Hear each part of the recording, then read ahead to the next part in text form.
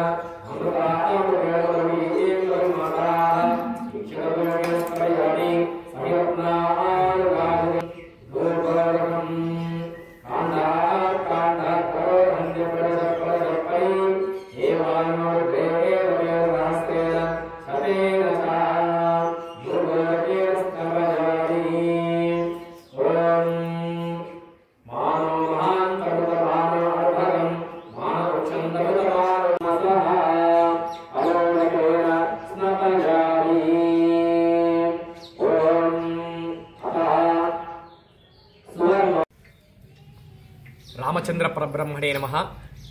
సీతారామచంద్ర స్వామి వారి ఆలయం వేల్పూర్ గ్రామంలో వెంచేసినటువంటి ఆలయం లోపల ఈరోజు అయోధ్య నగరంలో మనం అందరం కూడా ఎన్నో సంవత్సరాలుగా కష్టపడి సంపాదించినటువంటి ఒక ఆస్తి ఏంది అంటే రామాలయం.